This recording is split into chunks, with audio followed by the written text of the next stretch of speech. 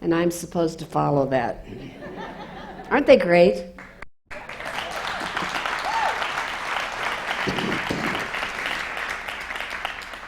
It's really great. It's really fun to be here. I had to get up early. Earlier than I've been getting up on Sunday mornings, but it's good to be here. It's good to see you all. And it's always good to be seen too, isn't it? So that we're still around and still alive and kicking. So it's a good thing here. When I got ready to come to the garden, I started thinking about my faith and about the church in general. You know, it's been different in the last year and a half since I've been retired because, well, I haven't been preaching every Sunday, and I haven't been engrossed in all things religious. And so it's caused me to kind of try to figure out where I am and be in a little bit of a different place. And what I've finally discovered is that, it's really hard for me to feel comfortable and feel at home in places where it used to fit, where it used to be okay. And all of that kind of struggling has caused me to go back, way back, to the beginning of the garden and why we started the garden. I don't know if you realize it or not, but that first group of folks who came together out of St. Luke's Church, most of them, to help start the garden, were regular church people. We were all fully indoctrinated in all of the traditions and all those parts of the church. And yet we kept thinking that we wanted the garden to be something different for people, something a little unusual, if you will. And, let me give you an example. One of the first kind of what I call God moments that happened was when we began to close our eyes and envision what would happen when people arrived here, that they would come into the parking lot listening to their favorite music and then come in here, and lo and behold, they would hear maybe the same music or something very similar, or something like you just heard this morning. And maybe they would begin to see that there really is no difference between the sacred and the secular. It's not the sacred in here and the secular out there. It's all one, and it blends together in a very powerful and meaningful way. Maybe that would happen. One of the things we talked about at the beginning, we're out of St. Luke's Church originally, and the church over there on Sunday mornings, I assume they still do, say a creed. And we decided to discard it because we didn't know who was going to come here, and we didn't know if anybody had any prior church experience. And so we started sort of with a blank slate, and we began to come up with the phrase, no prior experience required, that people didn't have to have any knowledge in order to show up here. It was okay, wherever people happened to be. And then when we talked about the creed, some of the folks in the group actually admitted that they couldn't say it anyway because they didn't really believe what it said. And so we really realized that we needed to go way back to the very beginning and ask some basic questions, like, we're going to have people think a certain way and believe a certain way. We decided no. Were we going to abide by all the rules and regulations of the church? We said no. Were we going to be like some groups of church folks who condemn others because of who they are or what they do? No, we didn't want that. We wanted to be an open, inclusive, welcoming kind of place. And so it finally came down to asking ourselves, what's the most basic thing? What is the one thing we will not let go of? And we came up with this. It's God's love. God's unconditional love for every single one of us. Now, you're here, I'm here, I've been a part of the church for a lot of years. Some of you have been a part of the church for a lot of years. And you know what the expectations are. You know that you're expected to really join in and to be able to raise your hand and to sign off on the vows that, yes, I believe this, and yes, I believe that. And when we do that, we get the impression that we're there. We've arrived. We've done it. It's all set for us. We're okay for whatever happens down the road. And that's where I think the church goes wrong. For a number of years now, I've been conjecturing that the church shortchanges us when it comes to really living a spiritual life and living the kind of life that we're expected to live. I think that when we're asked to believe some of the basic tenets of the church, it really stops us.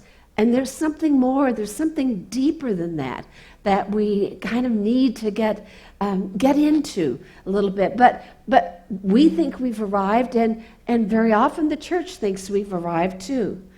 In reality, the church doesn't welcome our questions if we happen to have them. For example, no one really tells us that the Bible was written by human beings, people like you and me, who were struggling to understand life and what it was all about, and who were trying to figure out if God was involved and who God was and what God was like. And we discovered some parts of the Bible that portray God as a violent, angry God. Is that who God is, really? We are told that the Bible's inerrant and that we shouldn't question it, that it is the Word of God, and that it is exactly as it's written without any reference to the context, to who was saying it, and to whom they were speaking. That's what we're told. And then no one tells us really that not only is the Bible written by human beings, but religion was made up by human beings, really, because they're the ones who decided what was right and what was wrong, what the creeds were, what we should learn to say, what the doctrines were that we had to agree with. And so sometimes it seems to me that there are grounds for us to question, to wonder what it's all about. Well, because of what the church has been and what the church has done over the years, there are a lot of people who've become really disenchanted with it. In fact, what we're discovering is that mainline Christianity, mainline churches, have declined in membership for a number of decades now, that people are attending less, that they're less satisfied when they do attend, and they're looking for something more, for something that's deeper than that, at least according to Diana Butler Bass, who's written a book entitled Christianity After Religion. Some of you may be familiar with the name of Richard Rohr. He's a Catholic, a Franciscan, and he writes a daily meditation, which I receive and read every day. And in one of them, actually more than one of them, he has talked about some of the same things that I've been thinking about, the disconnect between church and a deeper spirituality. At one point he writes this: mainline Christianity does not seem to be giving people access to God, to the soul, or to the joy and freedom promised in the scriptures. Christianity is not doing its primary job well, moving people from the first to the second half of life. Now, when he talks about the two halves of life, he's really talking about moving from the creeds and doctrines into something that is more spiritual, something that is more experiential, something that is deeper in some powerful way. And what Rohr says is that typically churches keep doing the first half of life over and over again, and they don't do a very good job of helping us move into that second half of life, into that deeper, more powerful, more spiritual kind of thing. In fact, he says this: people are made to believe that they are mature and home free because they believe a few right things or perform some correct beliefs. Another pastor and writer is Brian McLaren, and he's written a book entitled The Great Spiritual Migration that has a really long subtitle that I'll skip over for our purposes. And he defines what he believes is the difference between beliefs and faith. He said that people who are believers believe those beliefs are absolutely 100% certain. They're very certain about those. He says that faith is lived out in the context of uncertainty, of not knowing. And he writes this: you can have a lot of beliefs with very little faith, and you can have a lot of faith with very little in the way of beliefs.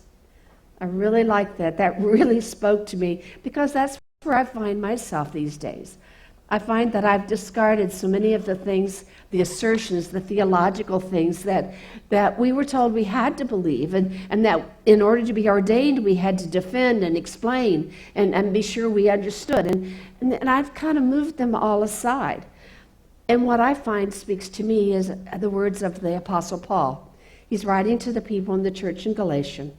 And our version of the Bible passage is from the Message. It says this: when you attempt to live by your own religious plans and projects, you are cut off from Christ. You fall out of grace. Meanwhile, we expectantly wait for a satisfying relationship with the Spirit. For in Christ, neither our most conscientious religion nor disregard of religion amounts to anything. What matters is something far more interior: faith expressed in love. What matters is something far more interior: faith expressed in love.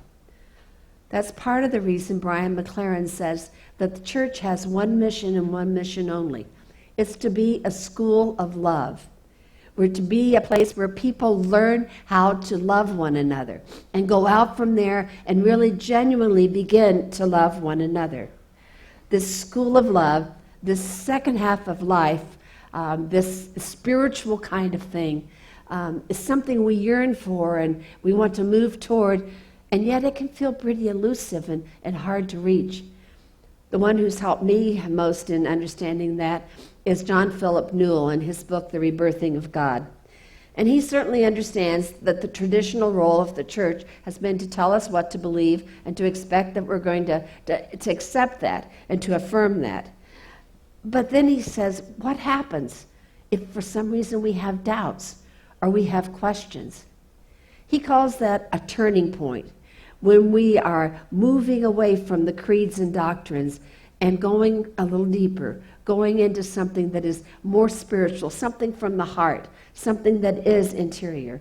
And it's not a matter so much of learning about God, head stuff, but it's merely heart stuff.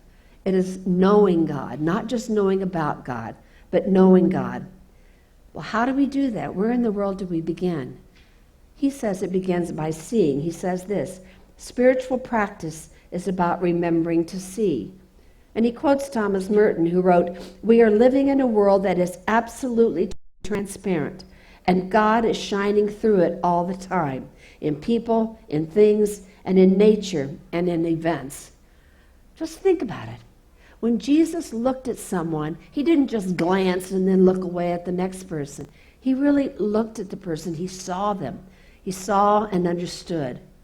He was always talking about nature and trying to get his disciples to look around at the world in a little different way. Well, that causes me to wonder what it would be like if you and I could really see.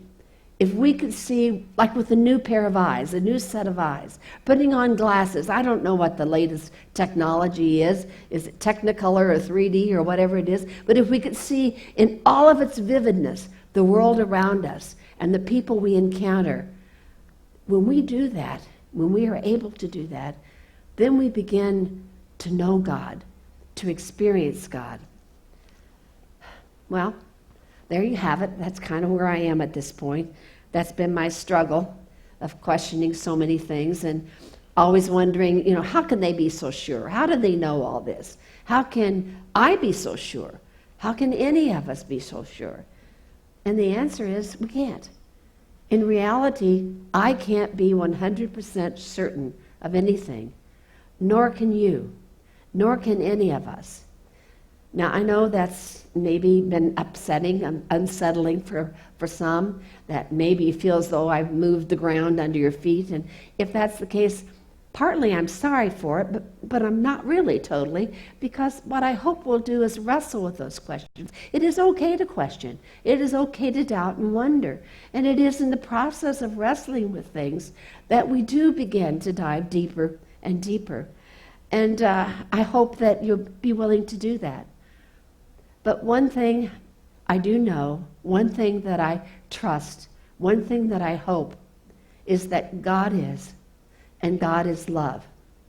And that our mission in life, what we're supposed to be in life about, what our purpose is to live out our faith in love in this world. And if we do that, if we begin to see in a new way, if we begin to live out our faith in love, then we will know God in a deeper and truer way. I hope we'll give it a try.